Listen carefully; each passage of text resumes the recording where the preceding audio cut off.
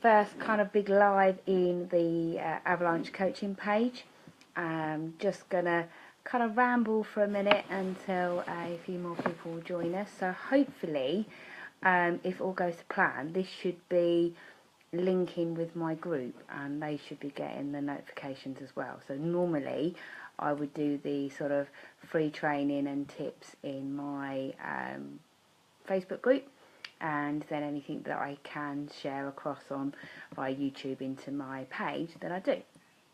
A lot of the time I kind of keep it just to the group, the people that have joined as part of the work-life coaching, rather than sort of doing it in the page where a lot of people have liked the page for the quotes and stuff like that. So, but trying something new, see how it goes. So fingers crossed it's going to go okay. Spent about 10 minutes trying to get the lighting right so you can actually see me. So the subjects that I wanted to kind of cover today is thinking about when you're trying to be focused on something. So this could be a work thing, but it doesn't have to be. It can be even down to housework and things. So anything that you're doing where you have multiple things to do, so you might have a huge list of things that you need to do and you don't get it done and you're getting really distracted and other things kind of get in the way. If you're in the working environment and you're going into work and you find that you've got loads of stuff that you need to do and you're running out of time to get it done, then this is one of the tips that I'm sharing of how to manage that. So there's lots of different things you can do to remain productive, to be proactive and to stay focused. And over the next couple of weeks I'm going to be trying to show more and more of these tips as I can to kind of help people out as a little part of my free training that I do. So the big one that I wanted to share with you guys today is one that I found online. It's something that I've kind of done before through my leadership training that I did previously, but it's slightly been adapted. So there's a guy called Peter Sage who's a coach, a really, really good one, and one of the free trainings that he did was about this 50-minute rule. So there are other ones. There's a 25-minute one, there's a 45-minute one, and you know they're all the same really. They all have the same kind of impact. They're all the same process. You do the same kind of thing to get there, but it's about more really being able to kind of, for me, the 50-minute one it's just more productive for me. I can find that I get more done. So what normally would happen is you can click your emoji buttons, your like buttons and your love buttons, and send little love hearts all over the screen, and you can post comments. I'm hoping I've got it set up so I can see all your comments and likes and stuff. So if you're there and you jump on and you're with me live, then drop me a comment or show me a like or something. Let me know that you're with me, and I can respond to the comments as we're going along. So if you've got any questions and you want to ask anything, then stick your comment in. There's normally a delay of a couple of seconds, so if you write a comment and I don't look at it straight away, don't panic. It takes a couple of seconds for it to show up at my end as well. So if you're joining me, hi, welcome, thank you for coming along, and yeah, just make sure that you're letting me know that you're there. So throughout the live, drop a few likes, stick a few love hearts or smiley faces, whatever you want to do, but just so I can still see that you're with me. So this 50-minute rule then is basically a way of breaking down your time and the things that you do so that you are able to be more focused. Hi Samuel, hi Bernadette. Just so that you can make sure that you're more focused in what you need to do. So things like when you first get into work and you've got a ton of emails to read and you've got meetings to attend and all that kind of stuff, what will happen is you'll get sidetracked, you'll get delayed, people come and talk to you, and well, should have been a productive day, you end up kind of coming away feeling like you've had nothing done and you've got nowhere. And this happens loads, and it can happen in anything. It can happen if you're self-employed, working from home, it can happen if you work in a big industry, it can even happen if you're working in sort of factories and workshops and things like that. It's about kind of planning your processes so that you get more done, but also when you're doing it you're more productive. So what will happen is you'll have a big task to do. So say you've got a report to write you've got something you need to read, somebody else's report that you need to read. And over a period of time, you end up either starting to reread the same thing over and over again, or you start to lose track, you start to get distracted, or if you're writing the report, what happens is you start to kind of run out of what you're going to say, or you start repeating yourself and what you're going to say, or you stop being able to really think about what you're saying. Hi Una, how are you? So really what this does is this makes you more aware of what you're doing, and makes sure that when you're doing it, you're getting it right and you're being your most productive when you're doing it. So what they suggest you do is when you first arrive into work, you spend 15 minutes, your first part of your day, saying hello to people.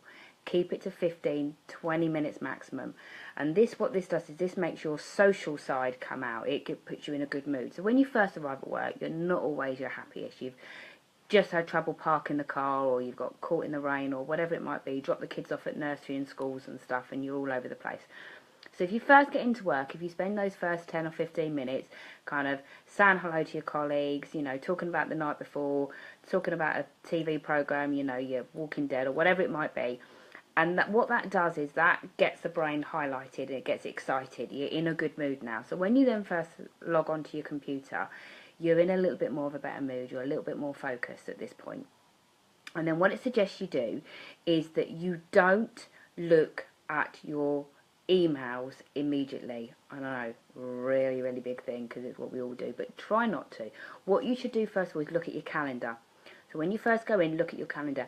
Most of the time, if you've got any really important emails that are meetings, they will show, they'll be greyed in your calendar, so you're not going to miss a 9 o'clock meeting at 5 to 9.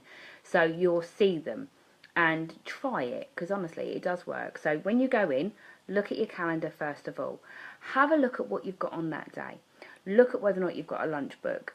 Look at when your first meetings are. Look at what time you can finish. Look at when your last meeting is and all that kind of thing. And then just get a little bit of paper, get a notebook, and write them down at the top of the page. This is almost like a calendar prompt, if you like. I know during the day it will pop up on your computer and stuff like that, but to stop that panic and that rush throughout the day, on your notebook, just at the very top, just write a list of the times, the meetings, and the meeting room that you're going to be in. I know where I used to work, the meeting rooms were all over the place, and there's lots of different ones and things like that, so that really helped me. And then draw a line under it. Now what that means is no more meetings. So that's you for the day. No more. Then nobody can put any more in your calendar, apart from your bosses, obviously. Okay. So what you then do is you then start your to-do list. So what you've got on your notebook is your first part is your meetings, the places you have to be and when you have to be there by, and then you start your to-do list. This is when you can open your email. Okay. So what you do is you open your email, and the first thing you want to do is filter it so that you can see the ones that are unread. So for those of you that leave your email in a really bit of a mess, try and make sure that you're keeping it kind of a little bit more condensed and put it into unread so that you can see the really urgent ones. For some of you there'll only be 3 or 4, some of you will be there a lot more. They then suggest you spend the next 50 minutes looking at your emails. That's it. No more than 50 minutes. So you spend the next 50 minutes going through your emails, because if you know you've only got 50 minutes, you are going to select them more urgently and as a priority.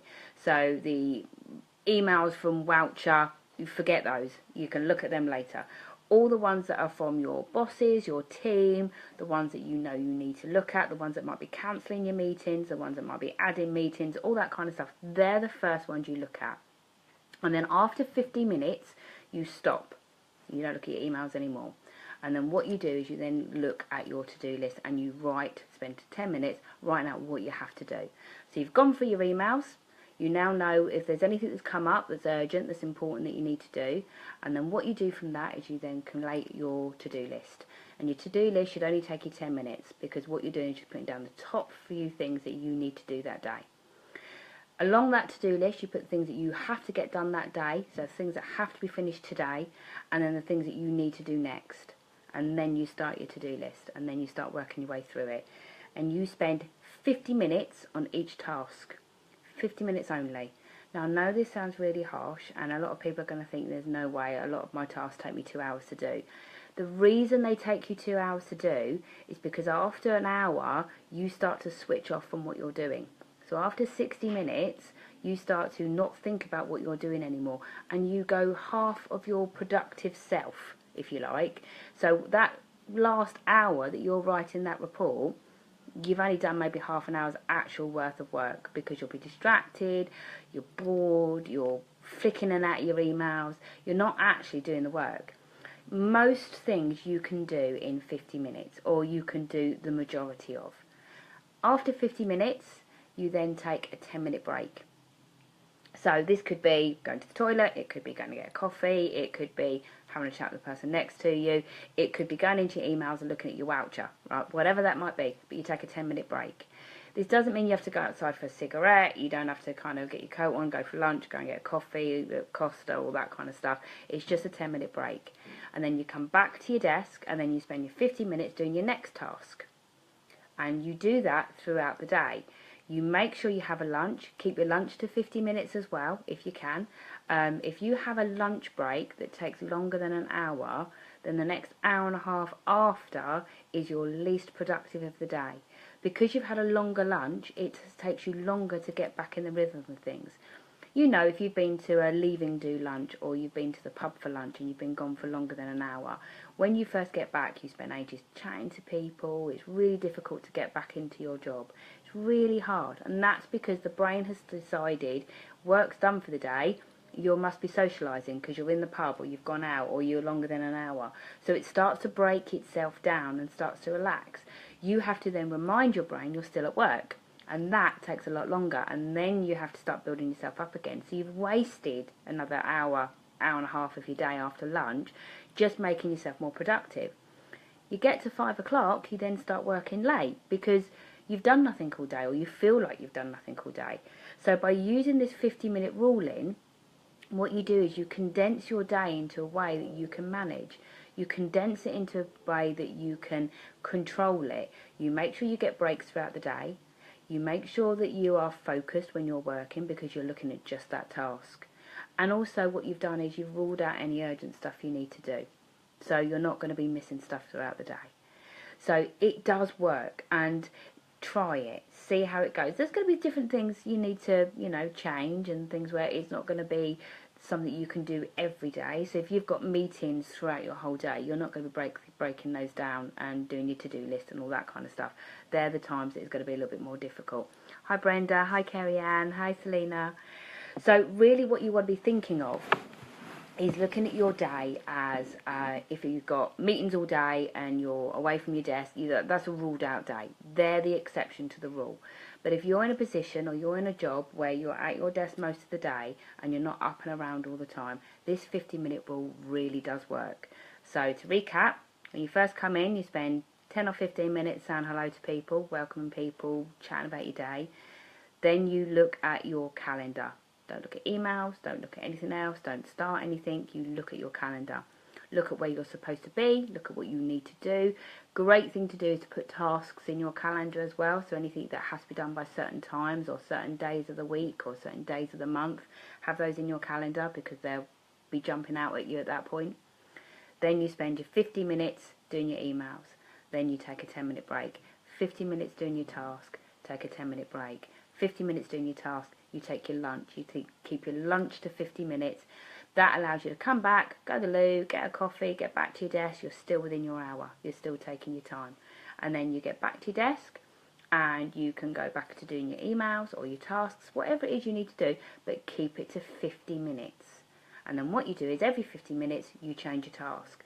Throughout the day, you can do the same task twice. You can do 50 minutes in the morning and then 50 minutes in the afternoon. But don't do 50 minutes collectively. So not the task, go for a break, and then pick up the task again. Now, this might, when you first start doing it, feel a little bit kind of, might throw you off a little bit because you'll be thinking, well, crap, I've got to get this done. And if I do it now, I know it's done. And if I don't get it done, then I'm going to get into trouble and all that kind of stuff. But that's you're not productive anyway, so you're probably not going to get it finished. You're probably not going to get it done anyway. So it's worth trialing this. So do your 50 minutes, do your task, put it down, pick something else up, 50 minutes, do that, put it down, pick something else up. And what happens is during that 50 minutes, because you know that that is the only thing that you are doing, you are so much more productive. You're twice as productive in getting it finished. Hi, Kula. And then what you can do is start to really make yourself even more focused when you're doing it. The more habit you get into, the first couple of times you're going to be doing it, you'll be checking the clock, making sure you're sticking to 50 minutes, going over by 10 minutes, all of that kind of stuff. But once you start getting used to it and you really start using it properly, you'll find that you can get most of your work done in that 50 minutes and you'll be really productive. Now, if it's a task that takes less than 50 minutes, that's great, because then you look at your to-do list and you know all those things that are on there that didn't have to be done till maybe next week, you can start them. You can start putting those together. You can start your planning or your research and things like that. Those extra couple of minutes that you get, instead of being really stressed because you've done 15 things today and now you've got 10 minutes to yourself, so you're going to go and hide in the toilet, you won't feel like that because you've had your 10-minute breaks after each of your 50 minutes. So it really does make you more productive. The other thing you need to remember to do, and this is going to be really hard, is close down your screens. Whatever it is you're working on is the only thing you have open. Now, this is something I used to be terrible at. I would have 10 tabs open. I'd have the intranet up, I'd have the internet up, I'd have my claim system up, I'd have my emails up, I'd have my calendar up, and I'd be flicking backwards and forwards between everything.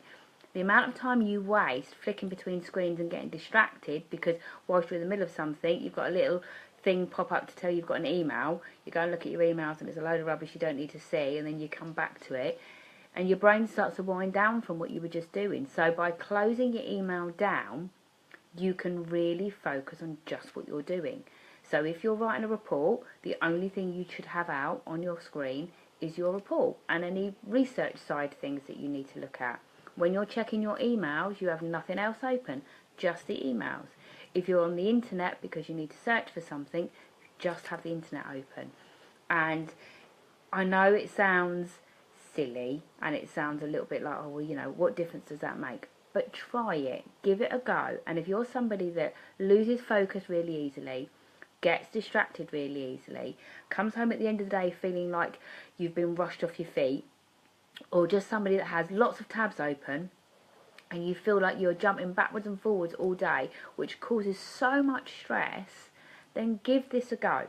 Try it. What's the worst that can happen? At the moment, you're not being productive because you're not focused and you're not getting everything done anyway. So you can't be any worse off by trying it. All you can be is better off for trying it. So my suggestion is to give it a go, see how it works. Let me know. If you find it does work, then please drop me a comment, come back and let me know, because it'd be great to know if it works. The other thing you can do is research Peter Sage and his 50-minute rule, and he goes into it in a lot more depth and things, and he's got books about it and all that kind of stuff, but it's really, really interesting. It's a really great tool, and I find, especially now I'm self-employed, it's very easy to get very distracted. And if you look at the TV shows, most of them are 45 minutes to 50 minutes long, because any more than that, and you start to get bored with the programme, you start to switch off. Any TV series and things like that, they stick them to 50 minutes usually, and that's why this 50-minute rule is used by so many people in so many places. You go to conferences and most of the speakers, none of them will ever be longer than 50 minutes because you start to nod off afterwards. So give it a go, try it, let me know if it works. So what I will do, I'll put a little post together to put in the page as well, just to let you know the summary of what I've said, in case I've kind of confused you or you've kind of joined me halfway through and not quite sure what it is I'm talking about.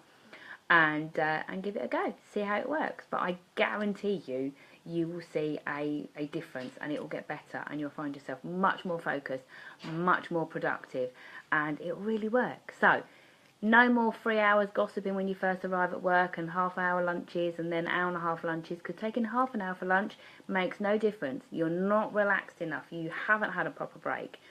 50 minutes of work, 10-minute break. 50 minutes of work, 10-minute break. Your lunch, 50 minutes. Back into your desk, 50 minutes work, 10-minute break.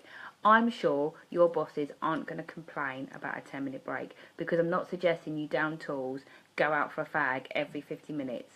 I'm suggesting you use that time to go to the loo, go and get a coffee, have a quick chat, make the telephone call to the bank if that's what you need to do, that kind of thing. So use those 10 minutes to do the stuff that's for you, that's your downtime. And your 50 minutes is all about your work, your task, what you need to do. And I guarantee you'll get more productive and you'll get loads more done. So give it a shot, let me know. Thanks for joining me. It's been lovely seeing you all, and hopefully this also appeared in my group as well and it's working. So take care, see you all soon. Bye.